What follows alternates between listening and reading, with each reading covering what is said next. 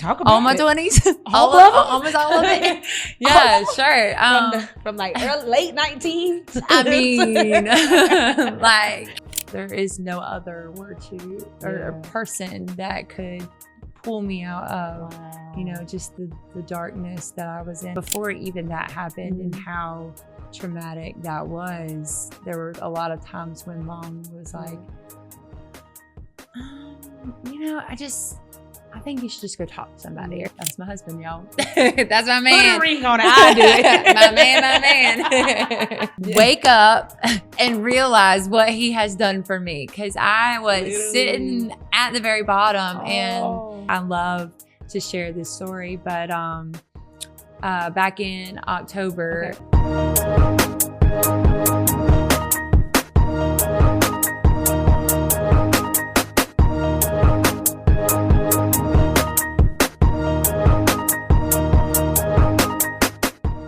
Hey guys, welcome back to Inside the Thread. I'm your host, Gravy. Today's episode is titled Terms and Conditions. So we're going to dive into all those unspoken agreements we make in life, whether it's in relationships, work, or our own minds. So we don't always see them, but they shape our choices in ways we don't always realize. So I've got Taylor McBride here. Hi, Taylor. Hey, thanks for having me. So a little bit backstory on me and Taylor. We went to school together, played basketball together.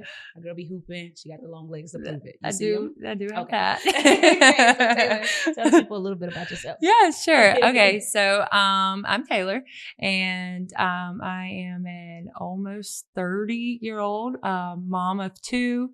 I'm a wife and a teacher. And yeah, a little bit of all the things, but most importantly, I'm a follower of Christ. So Amen. That is a big, we do.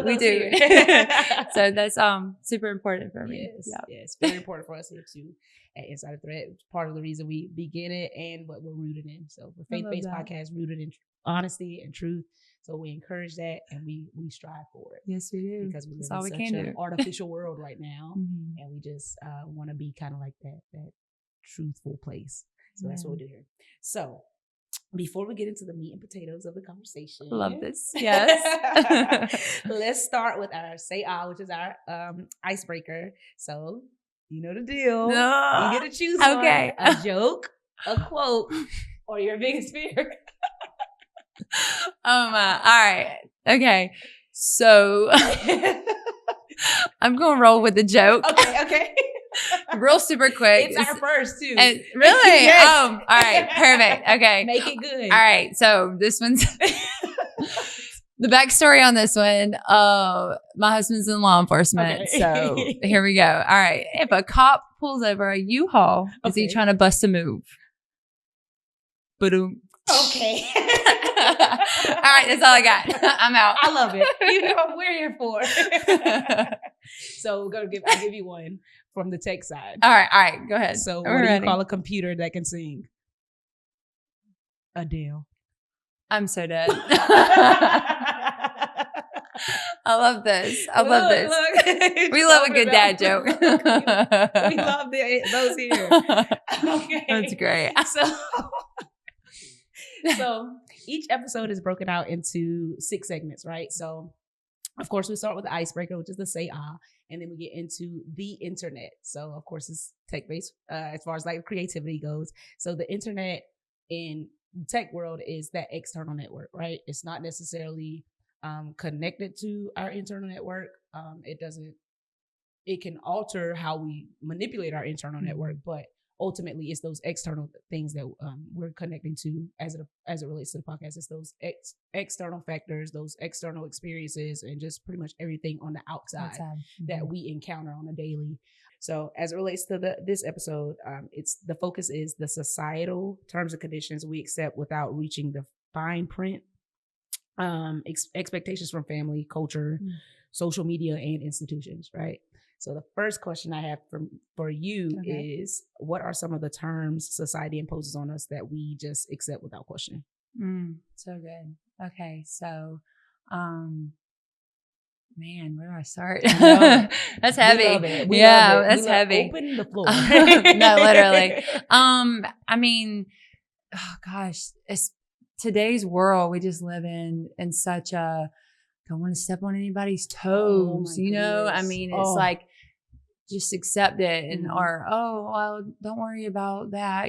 That's just who they are. Right. And it's like, so accepted, and we live in a world today where we're breaking so many generational curses, and just where our parents were like, suck it up, like, oh, well, and just, mental health wasn't even spoken about. Right. And now we just live in a world where like, I mean, it's constant, like, oh, well, we just need to nurture and to cater to everything, which is, there's some parts of that are really good, but that's also very hurtful, and especially as a Christian, you can't coddle. That's not what God calls us to do. I mean, speak the truth. Yeah. Well, and that is literally today's sermon at church today was like, you are hurting people if you're not speaking the truth, and you can do that in a way that's not hurtful, right. And so I think that's the biggest thing is living in a world today where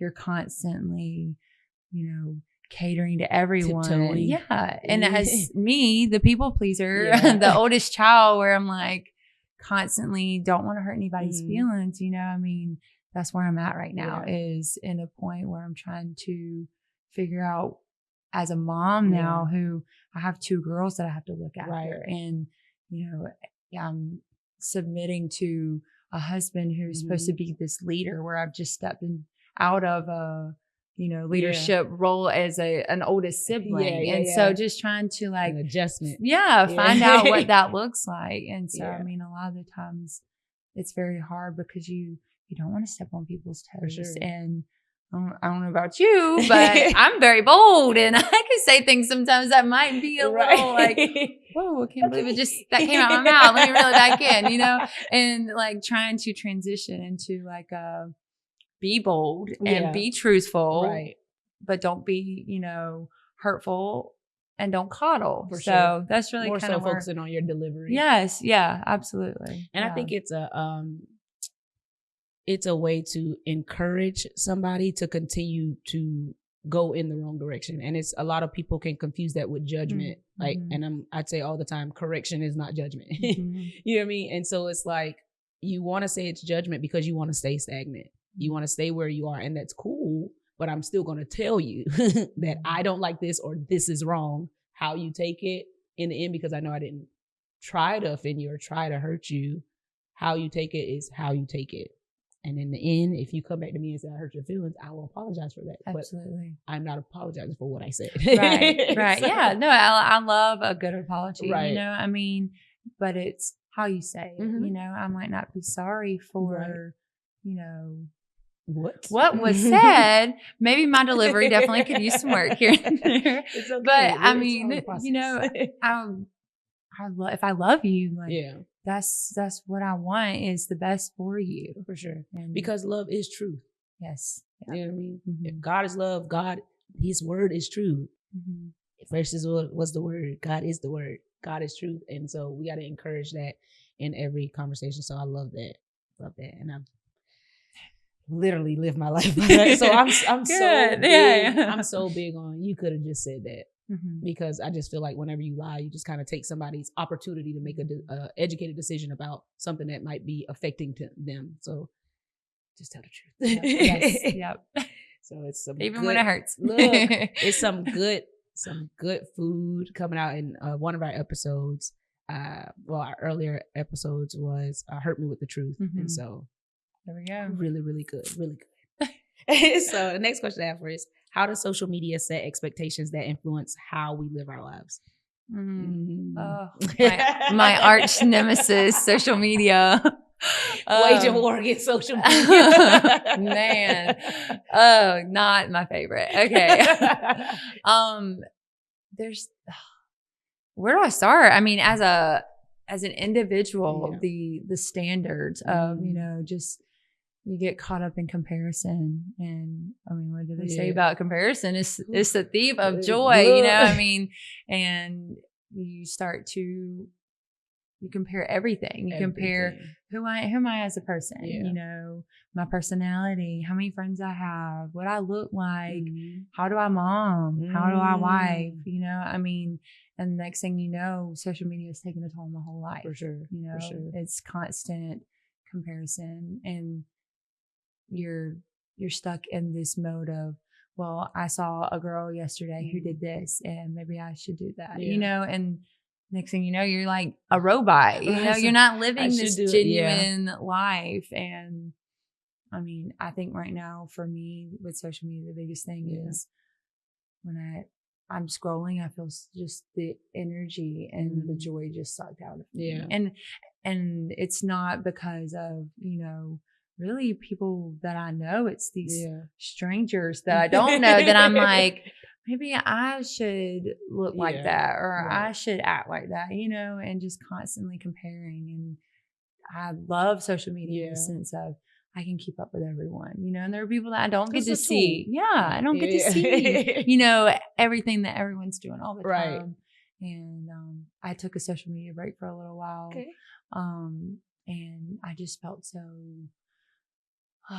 relaxed, just peaceful, because it was like I had to find things to do because I didn't realize how many times I'm like, let me click on my phone and going by. I mean, and like I was finding ways, like, don't get me wrong, I teach, but I don't play with my kids. Like I love it to be with them, and I love to spend time with them, but I want to like sit and play. I'm not a like get on the floor and roll around kind of player, you know. And I had to find myself like really getting into it with them, you know, and really trying to like play with them more because I wasn't on my phone. And then it ended up being that I really did love playing with them. It just was the social media was easier to just sit and scroll and just kind of like watch from afar versus really getting into that with them. So I love that. So when was I guess your first experience realizing that, okay, social media is taking toll on like my mental or how I parent or golly, probably when I started social media. I mean, I honestly, like just, I felt like it, even in the MySpace days, it's so consuming. It's so addictive. And it's like a constant like, oh, well, but so-and-so has this song. I want to go find a song that's better. You know, I'm going to put this on my page or my top 10 friends. Listen, I'm really telling my age right now. It's okay.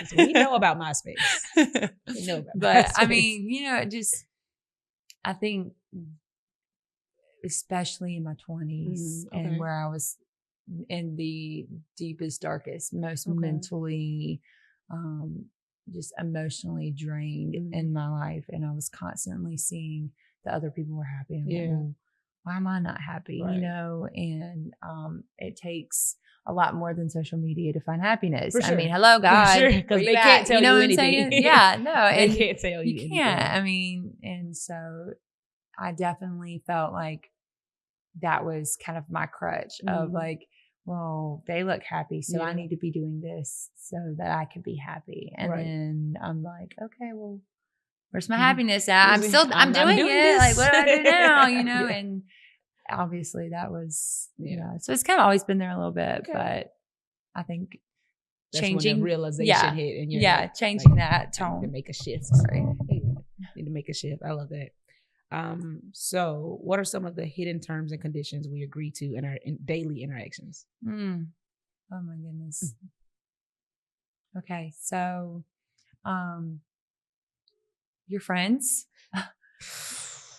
Listen, I'm going to say it again. People pleasing constantly. I mean, I don't know how to say no, you know, and it took me taking a step back and saying, if I'm going to be honest, I have to be honest with myself first and foremost, you know, all the time. And if it takes a toll on me, then I've got to take a step back, you know, and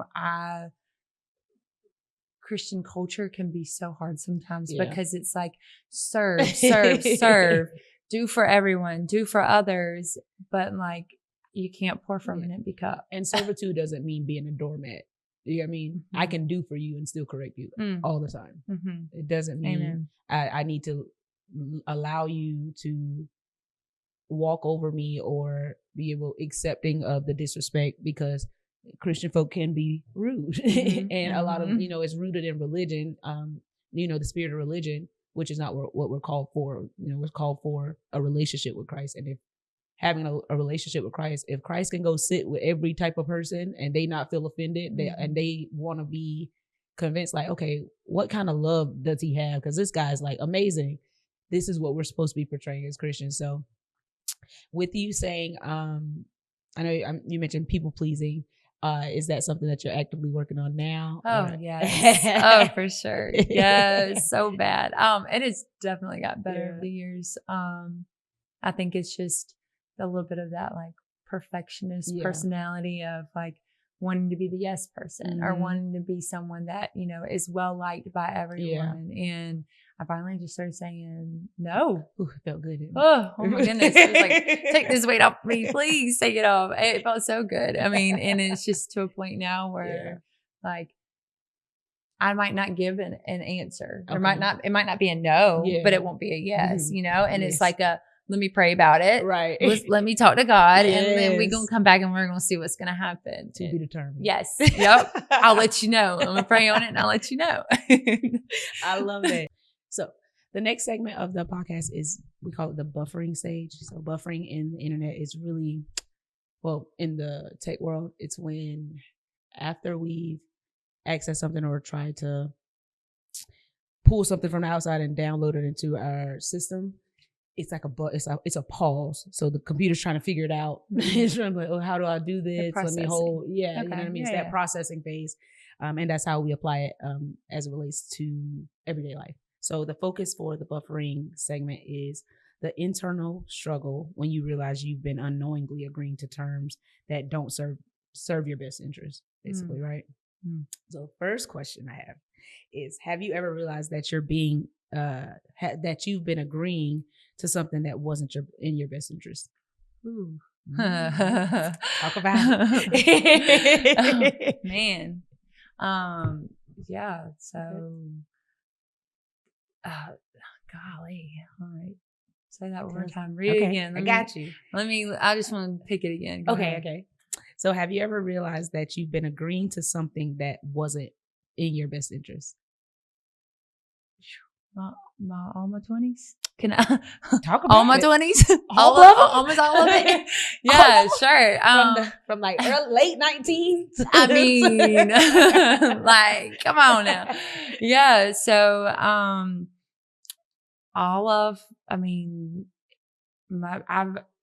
diagnosed bipolar depression. Okay.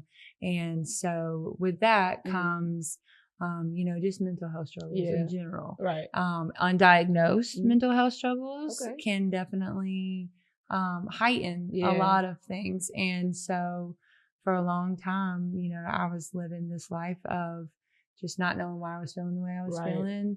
And which led to a lot of just really awful decisions, about the kind of people that I was dating or, just how I was treating my family. And it took time away of me saying like something seriously wrong. Like I need some help. Hey, help me out, and, even that, it just took years and years of sitting down and figuring out how do I treat people, because it really was me. I mean, am I the drama? Like, yeah, it's me. Drama out here, guys. Yeah, it's me. I was the drama. No, and just sitting in that and really having to go through a lot of just, bad decisions of like just not like going out and drinking, and just like the kind of person that I was exemplifying was not, who I really wanted to be. And I sat with all of that and for a long time and just had to reap the consequences of things that even today I'm still having to, basically own up to, some of the things that I've gone through. Right. And it took finally saying like, okay, enough is enough. Cause it was enough, and I mean, now I have a lot of things that I'm so thankful for, but I mean, literally it took nothing but God. Nothing He'll do but it. God. Because I mean, love it. There's nothing too big for him. no. I mean, and there is no other word to or person that could pull me out of, you know, just the darkness that I was in. And that was really it. It was just God. I mean, and the way that he, like, everything I have in my life now is not, if it ain't for nothing, is for, you know, for him and from him. Yeah. And so that's really, like, I love won't he do it? Won't he will. So you said that you're undiagnosed in your 20s. So with that, I know most people will be like, oh, you need to be polite. Da, da, da, da. How was it, I guess, interacting with those, you know, whenever, maybe if you were in a mania, you didn't know, how was it interacting with those individuals and like their response to, you know, something that really was out of your control? Yeah. How was their response? Yeah. So the people who love me, basically were like, okay, until you get it together, like, I got to step away. You know, I've done what I can. And to those who I say love me, but don't really love me, catch that. They were feeding it, you know, I mean, and that's where the honesty comes, you know, where it's like, oh, but she's fun and she has a good time. And, you know, like, oh, I love this side of you, you know? And so it's hurtful. It really is, because it's like, sure, you know, we're having a good time, but at the end of the day, like, we're not doing what God's called us to do, you know? Sure. And I mean, we're living in, you don't see sin when you're living in sin, you know? you in it, having a blast. Yes. And so when you take a step away and you really, you know, separate yourself from sin, you're like, oh my goodness, like what am I doing? I was you know? on one. Yeah, wasn't I? And so, I mean, those who love me were like, I love you, but I can't keep encouraging this lifestyle. Or I can't keep letting you, you know, live this way. And I'm here if you need me, but I got to step back for my own sake, you know, because it's, the more you push, the more rebellion you're going to get, you know? Of course. So, I mean, that was kind of the biggest thing for us. It was like, I'm your family and I love you, but you got to get it together and you got to do right. And so, I mean, that's now the parenting role. Yeah.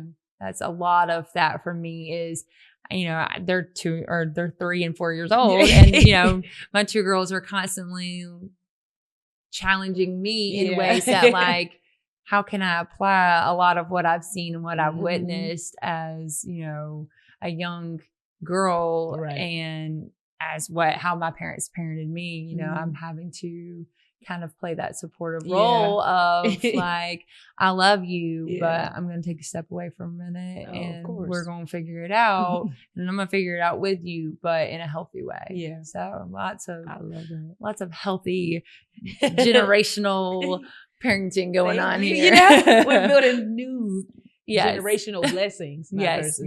Amen. I love that. So I know you, not to stay on this too long, and let me know what you feel comfortable with sharing or not. I know you said it was, we asked about, you know, how their response was.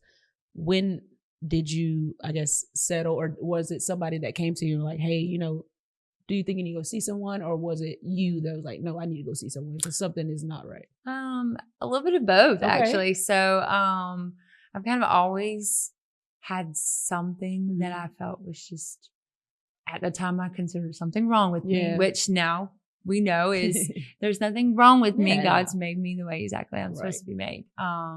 And I just had a lot of unhealthy, you know, habits, and it took me saying something's not quite right, but I don't know what to do with it.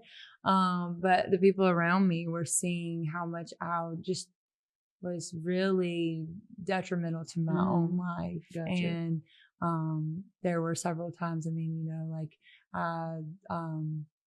I attempted suicide, and that was kind of the first step of like, okay, something's seriously not right, you know. And shout out to mom and dad for coming in, the biggest, and for coming in a time where you know that I can't imagine what that's like as a parent, you know, and saying like, we don't want to step on your toes, but like at the end of the day, this is where honesty comes in. Yeah. Like you need to do something, you know. And I can remember before even that happened and how traumatic that was. There were a lot of times when mom was like, you know, I think you should just go talk to somebody, or, you know, like this is kind of, she was always doing lots of research, and I was offended. I was like, what is wrong with me? Like, why do, you know, and it was the bipolar, you know, going undiagnosed and being just on one, literally on one.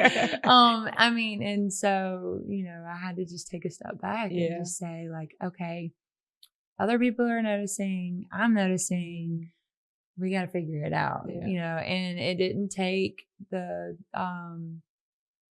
hospital visits or, you know, the wanting to commit suicide. Like it wasn't like this one sure thing that was like, that was the end all be all, you know. I mean, if I'm being honest, like over time, it was like constantly wanting to do better. And so, you know, I found my now husband who was like, listen here, like you're gonna get it together. Yes. And I mean, you know, just like a lot of healthy boundaries of like, I love the, you know, the healthy you, but like if we're gonna continue that, you've gotta, you know, work for yourself. You've got to want it for yourself. You know, you can't love others if you don't love yourself. That's and true. There's a lot of not healthy love there, you know? And so, I mean, it's amazing what you can do when you get in a healthy relationship. Like, I mean, and that's not just a healthy relationship with a significant other, but like a healthy relationship with yourself, a healthy relationship with God. I mean, even in the last year, I've seen the way that he can do things. He's amazing. By spending time, you know, and seeking him and pursuing him. And like, the growth is like, man. And it's like that confidence is just like, because whereas you may have second guessed yourself in the past, like, I might be second guessing myself, but I can't ever second guess God. Like he got it. Like he got it. Yeah. He's not a man that he should lie. His word cannot come back to him void. He will do what he says he will do. And I love that for you. Yeah. Thank you. So what is it like? So now we've, you know, you've come to the terms like, okay, I've been diagnosed with this. I'm getting right. I'm situated, healthy relationship. I feel like I'm a little bit more confident. Now I'm getting a little bit more bold because, you know, the confidence kind of revs you up. Won't it happen?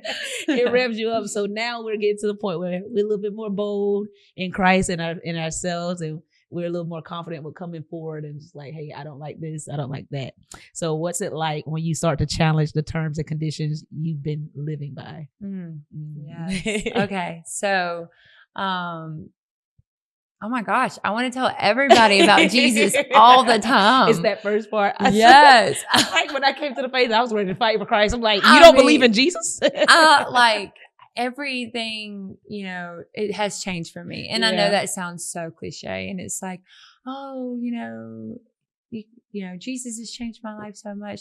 No, like wake up and realize what he has done for me. Cause I was sitting at the very bottom and, this is a story that I'm going to share because I love to share this story. But, back in October, I went on like kind of like a pre-mission trip. It was a trip to DC and just learning about different cultures and like what it looks like as far as God's global mission. So I'm prepping, and Matt has been doing like a discipleship class on his own. So he's like, I want to go on a mission trip, but I want to do like boots on the ground, the real thing. Because it was kind of like a taking time off work issue. And so it was like, I could do one or the other. Right. Whereas I was fortunate that God always does everything on with a purpose. Yes. And So one was going to be during fall break and the other one was going to be during spring break. Yeah, you're all And right. so I was like,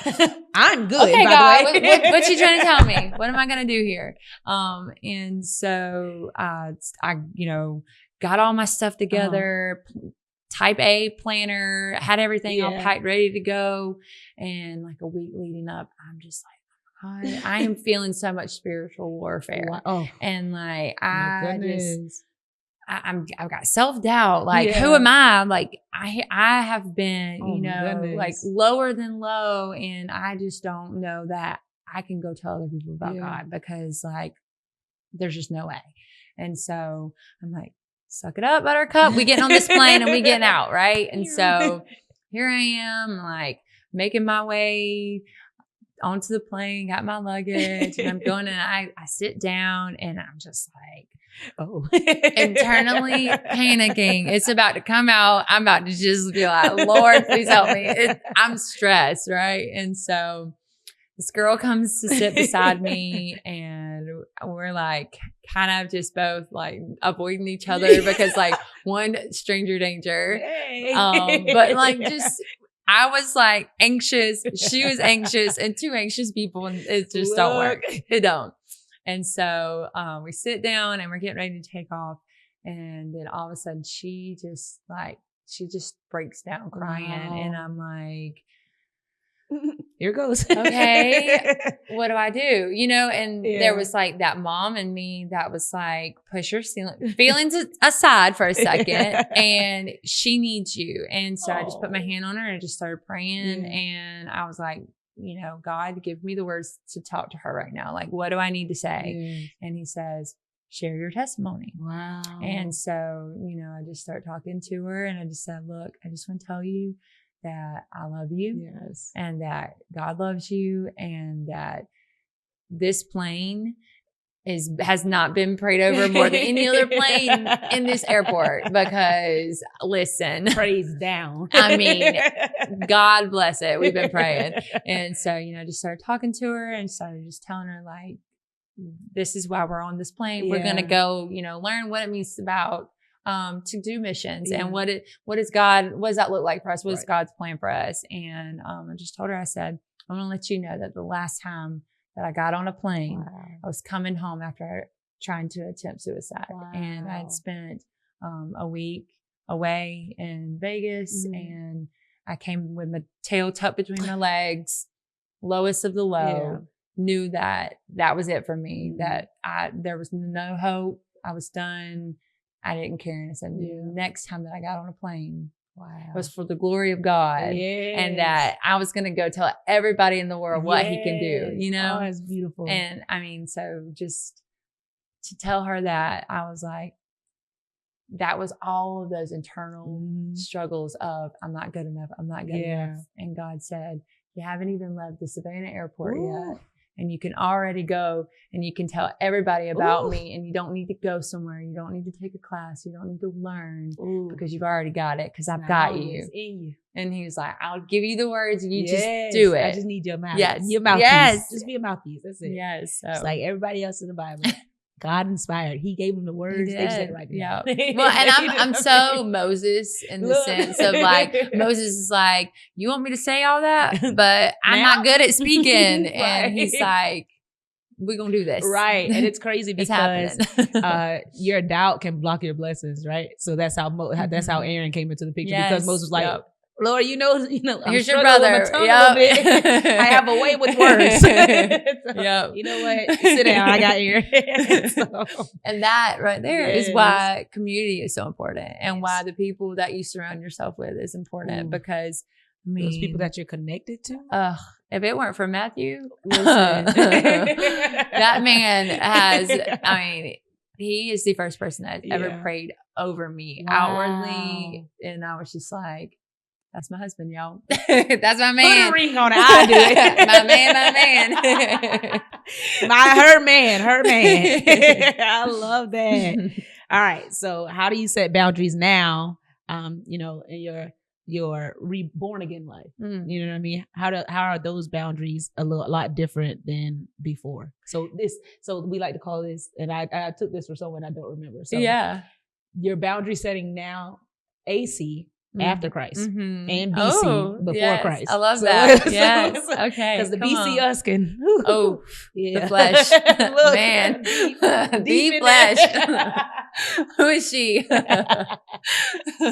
Listen, Yeah. don't go back there. I'm telling you, he gonna try to take you out. Then he gonna try to get you. Don't do it. I love that. It'll happen. Listen. Yeah. No.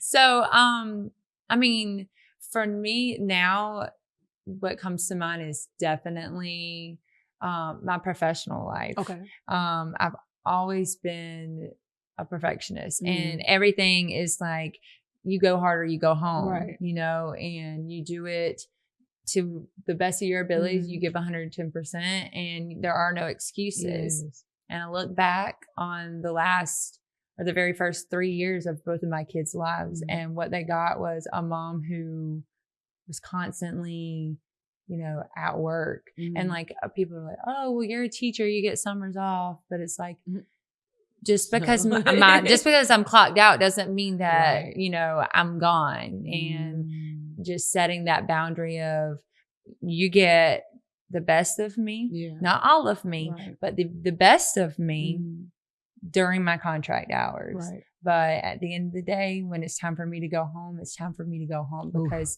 I've got 2 kids who need me, right. you know, I mean, and this season lately, I've learned how replaceable I am in the workplace, you know? Goodness. I mean, but they can't replace me at home. Like I won't get that time back, right. you know? I mean, and that doesn't mean that those kids at school aren't getting what they need from right, me, sure. but not slacking or anything. Right. But my mission field is at home. Yeah. Like, my discipleship is with my husband right. and my kids. Right. And so setting that boundary of, I will give you this much and nothing more, nothing less. Yeah. And that's it. You know, I mean, and that has been a saving grace, because I get to spend that time with my kids, and they're not constantly worried of, you know, like, well, when's my mom going to get home? Right. Or, you know, I mean, and to those people who are always working, like, you do what you got to do in those seasons. Don't get me wrong. There are seasons when, you know, Matt's gone and he is working a lot, but setting that boundary of, if I don't have to, I'm not going to. Yeah. Clock that, because I'm not. And I won't. Nope. Nope. And I think it took, you know, just getting to experience the life in the Dominican Republic on our mission trip, and how slow paced everything was, and just the community, the sense of community there, and knowing that, like, I may not be missions long term. That may not be something that I'm like, we'll pack up and let's ditch Statesboro and let's go. Like, that's something not I'll do. Yeah. Well, and like, it, you know, I've got friends who do it, and I mean, they are built for it. And who knows, that might change one day for us. But I know now in this season, God is telling me, like, your kids, that is your discipleship, you know. And I've heard someone tell me before that, you know, your discipleship, you may have only discipled one follower, but that one follower might disciple 200 people. You know what I'm saying? And if it weren't for, you know, your time with that person, showing them the glory of God, then look at all of that could have been missed out on, you know. And so, even if it's not like, oh, I have to do this big, drastic, you know. I had to be in a pool pit. I gotta have this. Yeah. I mean, everybody calling into the pool pit. No. And it's not. But what God did give me is 2 wonderful children who I can just pour into and pray that, you know, they come to know Him. Yeah. And so it's true. That's where we're at. Listen, I love it. And you said your time in the DR was very just like the experience of the culture. And that was, because, you know, I was in the military. That was me in Latvia. Yes. And it's so, although Latvia to me is like extremely wealthy, it's just kind of like it gives like the third world feel, simply because of they kind of adopt like the German culture, as far as like they preserve a lot of the old Roman ruins and stuff like that. So they have like laws and policies against high rises. So when I seen my first just kind of like rolling field, like it was just an empty field and it's all green, because we were in there, I think it was like March, April. I don't even know why it was still green. I don't know. But it was like a field, and from the road for as far as you can see, it was just completely green with grass. And I love nature, so I was just like, this is the most beautiful thing ever. And then you could tell the simplicity of the lifestyle, because it was a random tree in the middle of the field. Somebody had skinned all the bark out the tree and painted it orange and wrote something on it. I'm just like, this is beautiful. Art. Like, art. This is magnificent. Because like, first of all, why do you have the time? But it kind of speaks to our culture, which is so logged in, so doubted. You know how long it probably took to skin a tree? Right. Yes. Yeah. I'm pretty sure you weren't online connected. You were locked in and focused on just, I'm going to make this tree orange and it's going to be beautiful. Just focus on, life. Right. Yes. And so just then I realized how simple I wanted my life. Like I just the keen simplicity. Yes. I'm so minimalistic. I crave experience. So I'll travel all the time just to go see and experience. I don't know. I like it. Yes. No, I totally agree. I mean, just people. Yeah. And your time and how important that is. You know, I every day I'm constantly reminded of what are the things that I can take with me to heaven. Listen, and came with gifts, guy. Souvenirs. You know, I mean, and at the end of the day, I've got my memories, you know, but most importantly, I have my people. And I don't know about you, but I'm not trying to go to heaven without my people, you know. I hope y'all make it there. Yes, come on. I'm not trying to go without you. However, if the sky crack and I go, I can't take you with me. Like, bye. I hope to see you up there. I hope to see you up there. Because I'm going. I'm going. Please, Lord, I'm trying to get it right the first time. The tribulation period, I don't think that's for me, Lord. I don't want no parts in any lake of fire. I don't. I don't want no parts. Okay. So moving into our next segment, it's called Tap Intranet, which is a play on words, because the intranet is the internal network, right? So we're focusing on after we've experienced those outside factors and our buffering period, that pause it took for us to kind of think and, hey, this is kind of, I think I should go this way, lean this way. Now it's settled and landed, and it either has altered us for the good, for the better, or for the worse, right? So the focus for this today's intranet segment is the psychological and emotional effects of accepting terms that limit your growth of well-being, and the empowerment of renegotiating them. So the first question is, how does it feel to break free from terms and conditions that limit your peace? Ooh. My word for 2025 has been joy. And I'm telling you, there is something about letting go and letting God that, I mean, just leave you in his hands. There's no amount of joy that compares to the joy that God can give you, you know, and coming from the past decade of being just in a dark place and being anxious. Now, you know, with that, that goes to say that, you know, there are still worries and anxiety. For sure. But, but thank you. On the other side of that is, you know, let go of it, you know, and I mean, and the things that God can do just takes all of that. And I'm like, okay, why am I worried about this? Because he's always going to provide, you know, I mean, and then just the amount of joy that you see, you know, through our family and you see through our community because of what God's done. And that's, I mean, that is the word that I'm like, at the end of the day, I hope, you know, when they bury me in the ground, that they can say that joy, you know, there was so much joy. That is my word. And that is just something that I'm just trying so hard to focus on is, you know, I want to bring God's joy to others, and I want to exemplify God's joy. But, you know, I want it to be authentic, and I want, there to be a point where sure, I can be joyful, but I can still go through life struggles, For sure. And so I'm telling you, if you are lacking joy, find God. Come on. It's so simple. Like, that's a whole nother conversation.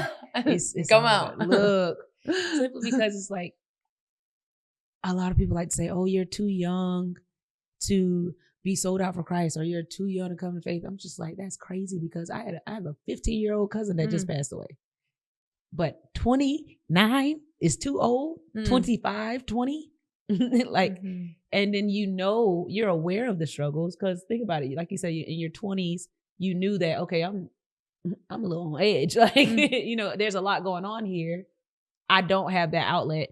And do you think, I will going back a little bit. Yeah, go ahead. Sure, go ahead.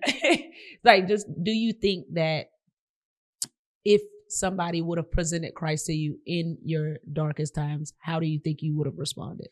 You want the truth? Yeah. Come on.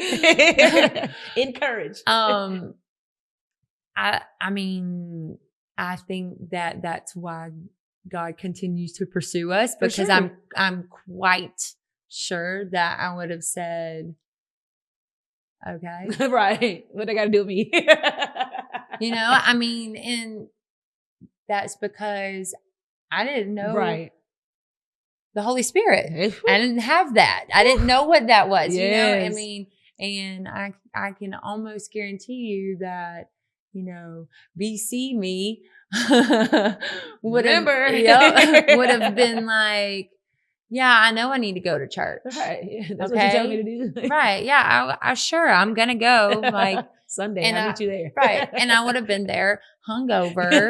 Yes. Probably not receiving a message. I was worried about what I was going to look like. Yeah. It was a fashion show, a chance to get dressed, I mean, and then I wanted to know what we were going to eat afterwards. Yeah. That would have been the focus, the main points. Right. That would have been me. And I mean, because when you're so deep into a undiagnosed mental health struggle, you don't see, what really the picture is in front of you. Exactly. And, you just think that there's nothing really that wrong with me until you step out of it and you're like, girl, you got some work. God, what's happening? I mean, and so I strongly feel like that I would have said, yeah, I know, and been offended. Right. Because it's like, well, you're calling me out. Excuse me. Why? You're talking about something that I don't want to talk about. Yes. I'm going to sit here and I'm going to continue to just pack that away for another time, And now I'm like, nah, come on. We got time. Let's unpack this. And let's go. Right. And I asked that because for the individuals that's going out and evangelizing the gospel of Christ, not everyone's going to receive it. You get what I'm saying? It's received differently from different people, but God said some plant, some water, but God ultimately gives the increase. So what I'm saying is, if somebody would have came to you like, hey, Jesus loves you, all joy and happiness is found in and through him. So at those times when you were questioning, like, why am I not happy? I'm doing all the things. I feel the Holy Spirit, whether he's in you or resting, he's still there. You know what I'm saying? He's in the atmosphere, waiting, knocking, because he wants to come in, right? So at those times where you have those doubts and those questions, and you're just like, I'm doing all the things, like, where's my joy? Where's my peace? I want to feel love. And then the Holy Spirit, hey, this person told you, like, love and joy is found in Jesus Christ. You're like, I mean, I'm trying everything else. That's all it takes is a seed. So on your journey, I would like to encourage you on your journey going forward. Like you say, God is calling your discipleship at home. That's not to say that you're not going to interact with people on a daily. So the opportunity is always going to present itself to evangelize the gospel of Christ. And so be bold, continue to be bold. Yes. Continue to be bold in your walk and in your faith and the confidence of Jesus Christ, because listen, I had someone tell me one time that it takes 7 to 8 times of somebody hearing the gospel before they decide to to pursue. I'm just trying to be one. Yes. One of them. Not number one, but one of them. Right. I might be the initial plant Right. on the seed. You know, I might just be watering, you know, and it. I might not, you know, get to see the benefits, but like that's why we do what we do. That's you it. know, I mean, That's faith. and Literally. that, I can't see it, right. but I just said it less. Right. Well, and that's where, you know, constantly hearing people say, well, there's no joy like God's joy, you know? I mean, and now here I am being that person that's like, come on. There's no joy like God's joy. Like, yes. No, for real. You need this. You need this. Come get some of this. It's a chicken salad. It's the gospel over here. It's good. So, can you recall a time when you took control by setting new terms for yourself? Yes. Tell so me about it. Okay. Yeah. Okay. So it's really easy to step into old habits, right? Ooh. You know, I mean, it's easy to just fall into, well, this is how I act when I hang out with certain crowds, or, you know, this is my behavior or my language, you know? And it's taken probably, you know, we got baptized, Matt and I, in October, and we've been pursuing, you know, a relationship with Christ long before that, but it really just took me spending time with God and figuring out, what are you telling me? And who are you to figure out what he wants from me, you know? And so now I'm kind of stuck. I don't want to say stuck because that seems negative, but I'm at a point now where I can, how do I say this? I can hang out and be authentic in who I am without feeling like I need to do a little switch. You know what I'm saying? And so like, and it's like family is the biggest thing for me, because I feel like when I get around my family, you know, you're a little bit looser on the tongue and you can just say things that, it's that like, comfortability. Yeah. And you might not mean to offend anyone, but you could just say things and it's like, oh, that's my family. Well, that's how we joke. Right. You know? And so I'm just getting to that point now where it's like, this is who I am. This is who God's called me to be. And you can accept that, you know, as a family member, as a friend or whoever, or you don't have to, but this is still who I'm going to be, you know, and out of time. All I can do is encourage, you know, family and friends to do that same thing and to say like, look, this is what God's calling us to do. Hop on. We rolling. Let's I'm trying go. to put you in the car. Yes. We are driving and I need you to get bus, in. Please. Yes. I want you with me. So how does renegotiating your terms change your outlook on life? Don't be afraid to say no. Ooh. You know, I mean, you can say no in a way that is respectful, but you know, you can also say no, but still be supportive. Like, I think a lot of the times we think that when we say no, that we're not showing up for our people. That's good. You know, and like you can still show up for your people, but take it to God. Like he's going to show you, and he's going to tell you, you know, what his plan is and what it is that he wants for you and for your people. And I think that, you know, it's something that I'm still learning every day is that it's okay to say no. And it's okay to just be, you know, just bold. It's okay to be bold, about you know, and just unapologetic in your faith.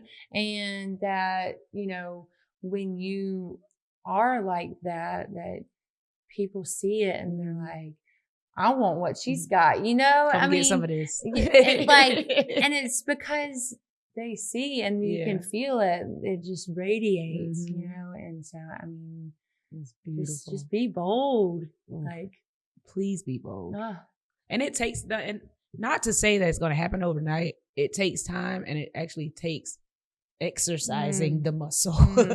Because I was not fold at all. I mean, it takes me reading my kids their bedtime children's story Bible at night to learn, the Bible in a way that I feel like I can apply it, because I mean, I would be sitting there like, this makes no sense to me. God, what are you trying to tell me in this, know? And then I'm sitting there reading some of those same stories in the version that's like for the kids. And I'm like, oh, that's what he's telling me. Ooh, that's good. God. Yeah. What God just dropped in my spirit. You say you understand the children's Bible more. That's maybe how old your spirit man is. Such childlike faith, man. Your spirit man, because you think about it, when you're born again, you're a baby in Christ. So I'm understanding the kids' Bible, a little better. Because you're putting it in kids' terms. My spirit man is like, oh, I get this. Yeah. Well, it's like, that foundation. Yeah, you need that grow, foundation. And so when I'm looking around at people who are further along in their journey, and I'm like, man. Oh, don't compare. Don't. Yeah. Well, don't and that was like, ooh, hello, Satan. Literally. Oh, you're supposed to be further than you are. No. Because I just got here. Right. I am 6 months old. Right. Thank you. Sorry. I'm new. I'm supposed to be getting my diaper changed. Somebody's supposed to be helping me. Yeah. Well, and I love the season that we're in right now where, it does feel new, and that's okay, and it's like, how do you feel when you've got something new? You you want to just show it off. You want to tell everybody. Listen. And I'm like, I pray that never gets old. And then I'm always wanting to just be like, look at what God can do. Listen, I had to, so when I first, I started my faith walk in 2020. I was 25, so 4 years ago, wherever, 25, 2021. So yeah, 2020, 2021. And so when I first started learning, I was the same. I'm like, I'm about to tell everybody, and if you don't believe in Christ, get away from me. It's just like, out. I can fight you right now. And I was trying to convince myself, if I fight you for Jesus, is it really fighting? Am I really gonna get in trouble for this? He says he needs soldiers. Here I am. And I'm like, I was in the military, so obviously I'm in David's category of a Christian. So I'm like, let's go. I can do this. But of course, over time, you'll grow in it, and then you'll start to learn how to identify those things. So I'm like, I'm gonna give you the gospel, and I'm gonna leave it alone because I can see where this is going. But yes, we saw a lot of that in the DR, just talking to people, and over there, a lot of religion is works based over there. You see a lot of Catholicism, and just how we would say, look, this is God, this is Jesus, this is what you need to do. Yeah. And they're like, yeah, I know that, but I'm just going to sin tomorrow. So what's the point? And I just be good for the rest of the day after I sin. Right. I'm like, but what if you die tomorrow? Now you haven't tomorrow is not promised, And so it was that sense of urgency of feeling like you need to know who God is, and you need to do this. Come on. But also being like, I'm doing what God's calling me to do, and all I can do is tell you about it and encourage you and pray for you. And the rest is ultimately up to you. I mean, what you do with that, God's never going to stop pursuing you. Right. And the more I walk with God, the more I know that He was in every bit of my 20s. For sure. He was all just over waiting. The conviction and the feeling, of, oh, this is wrong. That used to make me so sick. That just gut-wrenching feeling of knowing this decision was wrong, or I have so much conviction I shouldn't feel this way, and being like, that was God, I mean, redirect. I could have not have had those feelings. I could have not have known that what I was doing was wrong, and I did, And He was there constantly just chipping away. Yeah. And here I am. I'm going to break it down far enough. At one point, you're going to be like, I need something else. Amen. He's so patient. Oh, He's so patient. And He gives us an opportunity. He will continue to give us an opportunity, not just us, everybody on earth. He's going to give us an opportunity to the very last possible second to just trust in him. He's so patient. Love that man. That man. Won't he do it? He won't do it. So moving into our take control segment. So it's a play on functions. That's what I like to say from the keyboard. So Control A on a keyboard. You're a teacher. You work with computer. You know what it does a little bit. All right, shout out Canva. Come on. So Control A. So obviously Control A allows you to highlight everything on the screen, right? Yeah. So Control A, as it applies to the episode, is what did you take away or what highlights stood out to you during today's conversation? Yeah. So just boldness, you know, I mean, like, be unapologetic. I love it. In it. You know, I mean, just I think the biggest thing for me is you never know where someone is at, and you never know who needs to hear it, and to take advantage of every chance that you get. You know, I mean, we were in the DR and we're getting ready to invite people to VBS for a hot dog fiesta. And we're walking through the streets, and our one job at that moment was invite as many kids as you can. And so we're literally walking through the street and we're like, come on, let's go. And kids are just like flooding out of the house. And we're like, I mean, it's like a revival. We're like rolling through with all these kids from every, you know, part of this little community. And I'm like, what would this look like if I was in Walmart pushing my buggy and I'm like, come on, we're about to go to VBS. Right. Like the accessibility for the gospel over here is like, we could do so much more, you know, and we don't. And because we have the open opportunity for our belief and our faith to worship. You know what I mean? That and freedom. Like, every country doesn't have that, and it's so not taken advantage. No, not at all. And so just to like encourage people to that, like, if you haven't been on a mission trip, do it, because I'm telling you, like, not only are you changing lives of others, but your own life, and internally you just grow so much in knowing what God has for you. For sure. And just hearing his voice and knowing like, he's so good. So great. Moving into the next control function. So Control C allows you to copy, you know, whatever you've highlighted. So as it relates to the episode, what new terms or boundaries are you redefining in your life? Yeah. I mean, who I am as a person, you know, first and foremost, like at the end of the day, I think that I'm really trying to just make myself more Christ-like, you know, and just applying that into every part of me. So who I am as a mom, who I am as a wife, who I am as a teacher, who I am as a friend, an aunt, sister, everything, you know, you name it. All the things. That just trying to learn more about who God is and hearing his voice and trying to outwardly express that. So I love that. So going into the final function, Control V is, how will you apply today's insights to take back control? Okay. I don't remember. I feel like I keep saying this, but say no and mean it. Yeah. I mean, just, you know, like, I know how far I can spread myself, you know, and just, I'm constantly putting all my eggs in one basket. And like, you know, I was just telling my husband the other day, like, our kids got this little like egg carton over here, and I'm gonna put I'm gonna fill up their basket, you know what I'm saying? And then like everybody else gets all the other eggs I got left. It's my little analogy. But I mean, just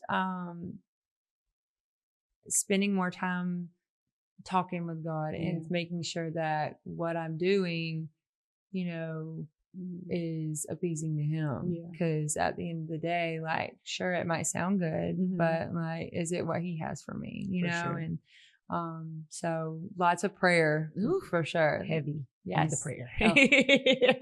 Lord. His ears burning. Just hey, God, it's me again. Hey, 30th time today. Wait. I just said one more thing. Hello, actually.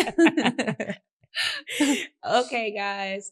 Today, as a recap, we talked about unspoken agreements that we make in life and how we can take back control by rewriting the terms, connecting with God a lot more, praying a lot more, and saying yes a lot less. In other words, saying no. Respectfully. We're really nice, you know. So, as a couple of reflective questions, what's one term you're ready to change or reject in your life? Or one that you're still struggling to reject? People pleasing. That's good. Worried about what other people have to say about me. Yes. Or, you know, I struggle a lot with image and thinking about, well, am I looking like a certain person? You know, even in like my time and through my walk in faith, making sure that I look like a Christian. Ooh. You know, and it's so many people are wrapped up in looking like a Christian, but you can't see my heart. No, and you can't. Right. Well, and that used to be, it's crazy because that's something that I used to say a lot was, you know, well, God knows my heart.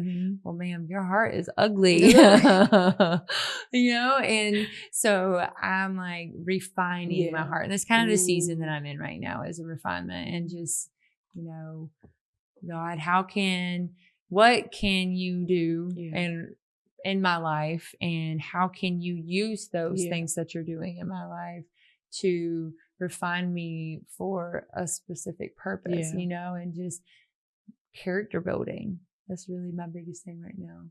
The next reflective question that I have for you is, how can you begin to negotiate better terms for your peace and happiness?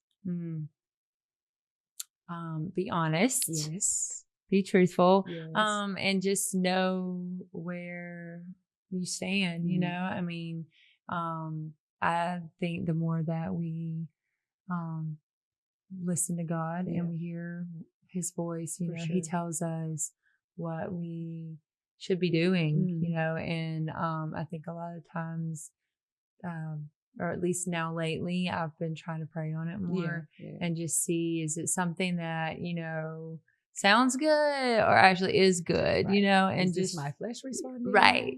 Is this you, Jesus? Don't want to do it. Look, yeah. He will.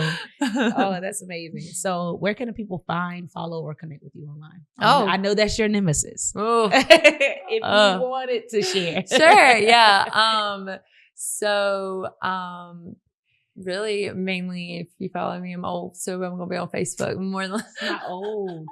That's your preferred method. It is my preferred method. But Facebook's mostly where I'm at. It's usually my kids. Okay. More so. But I'm Taylor McBride on Facebook. And then on Instagram, I believe I think it's Tay-Butt _. Okay. So yeah, you would know the Tay-Butt days. Yep. One T. One T. Yes. One T. And yeah, that's about it for me. So I love that. Catch me if you will. I'm not as active on IG, but yeah, lots of kid things happening over on the Facebook side of the world. Loads of them. They're so beautiful. They're so beautiful. Okay, well, that's all for today, folks. Don't forget to like, comment, share this podcast with some of your peers and your friends. You can follow the podcast at Insider Threat TV on all platforms. You can follow me at I'm Gravy. That is with 3 Y's on Instagram. And on that note, I say protect your peace, audit your code. And as always, logging off for now. Your web tip of the day is coming up next.